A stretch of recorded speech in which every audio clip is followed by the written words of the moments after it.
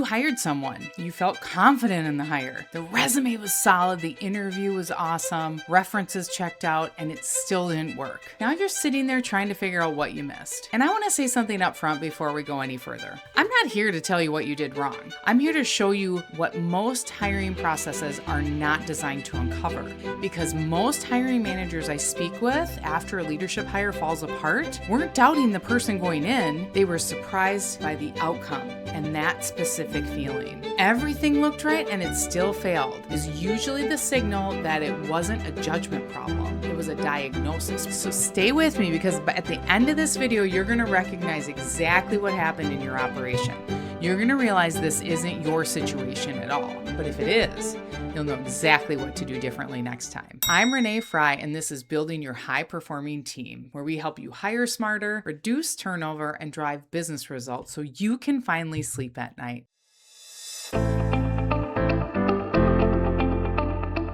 I spent more than 2 decades recruiting and advising manufacturing and distribution companies.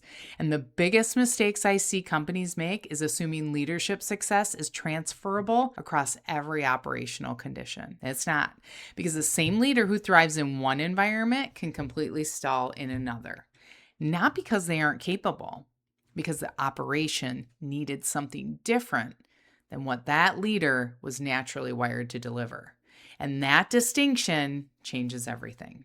When a leadership hire fails inside a plant, warehouse, or distribution center, or manufacturing operation, the instinct is to go back and look at the person.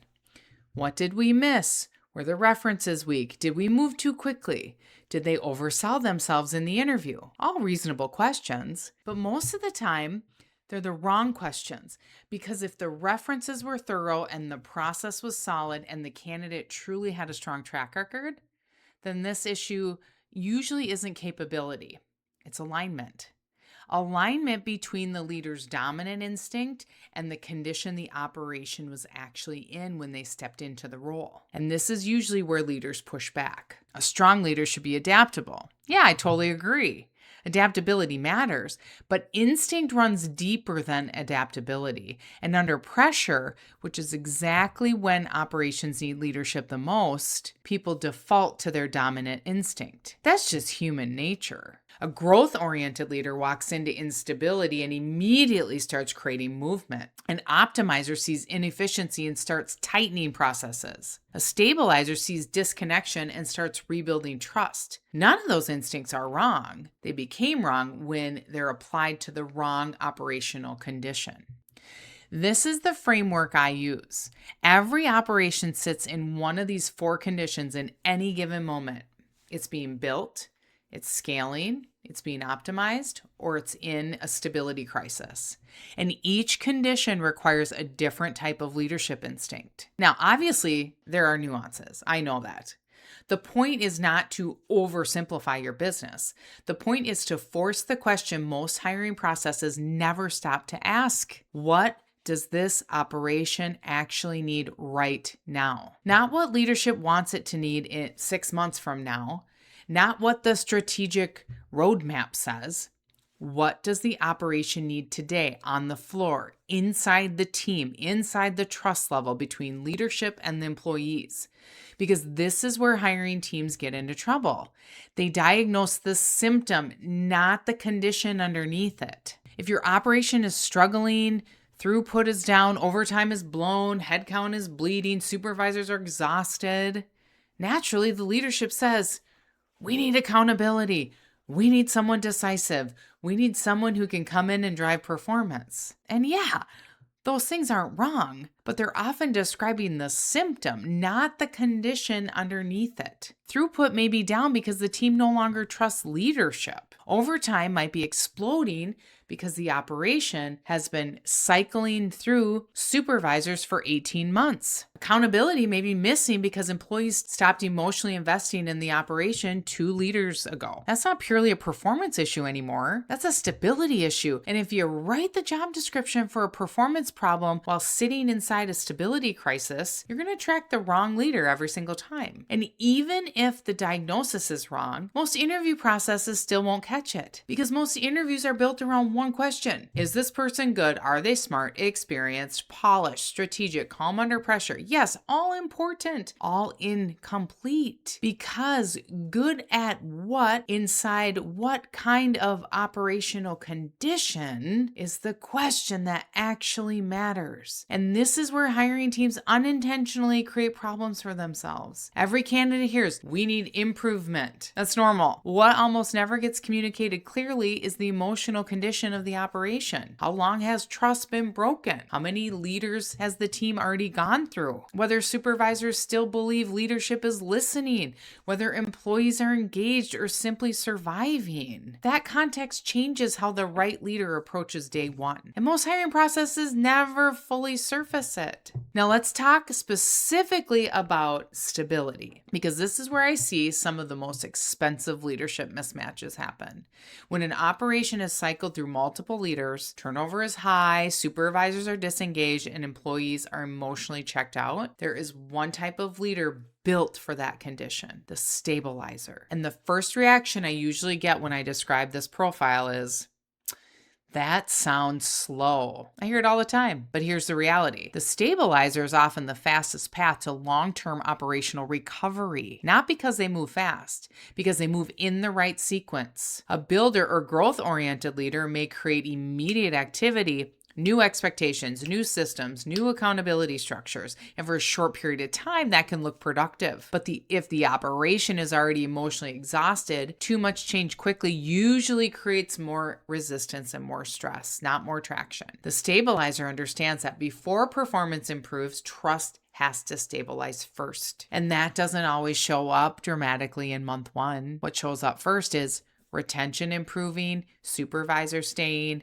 communication improving, and consistency returning to the floor. That foundation is what allows performance to improve sustainably later, because speed without foundation isn't progress. It's expensive chaos. I worked with a manufacturing operation a few years ago that had gone through multiple operational leaders in less than 2 years. Every new hire came in trying to drive performance, more pressure, more accountability, more process changes, and every time the operation pushed back harder.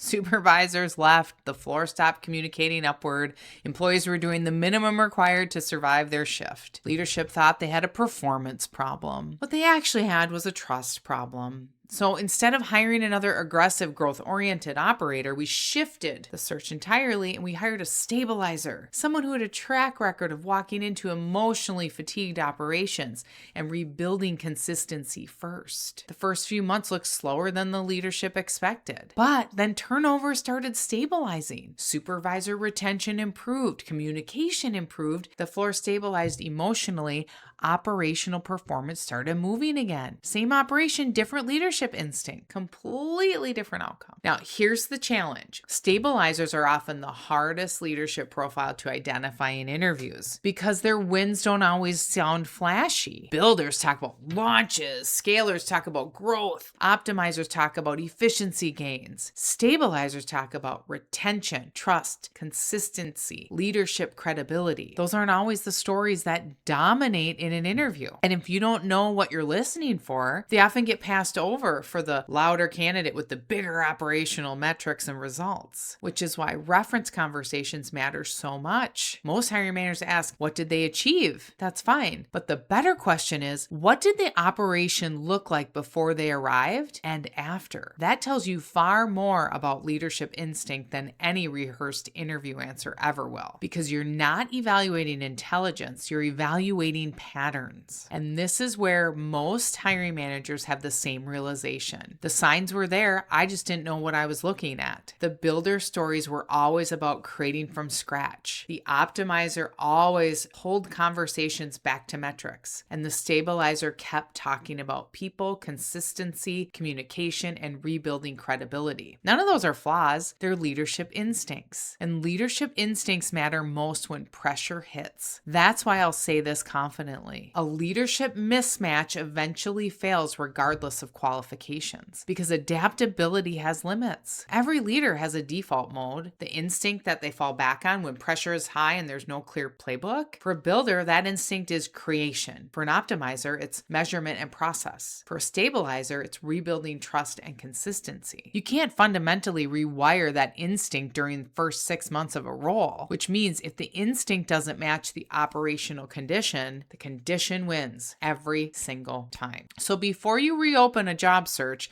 before you rewrite the job description, before you call a recruiter or post your job online, ask yourself this honestly. What condition is my operation actually in right now? And I mean honestly, not optimistically, because after a failed hire, most leaders are still diagnosing the symptom instead of the underlying condition. And that's why I create a short operational diagnostic. 8 questions focused on the floor, the leadership, the environment, the trust levels, turnover patterns, and operational stability. It's the exact framework I work through before starting any leadership searches. You answer the questions and it identifies which leadership profile your operation most likely needs right now and why. The goal isn't to overcomplicate the diagnosis. It's to ask the questions most hiring processes never stop to ask. The link is in the description for you to grab it. And even if you think you already know the answer, take it anyway, because the hiring managers who are most confident in their diagnosis are often the ones who are still looking at the wrong layer. And if I can help you, that's what me and my team are here for. If you haven't subscribed yet, hit that subscribe button. We drop fresh insights every week to help you hire smarter and lead stronger. And if you're ready to strengthen your leadership pipeline or avoid another costly mishire, visit talentq.net, where exceptional companies meet exceptional people. I'm Renee Fry, and this has been Building Your High Performing Team. From the recruiters who know your business, Talent Q. When your team is dialed in, that's when leadership feels effortless. Cheers for now, and I'll see you in the next one.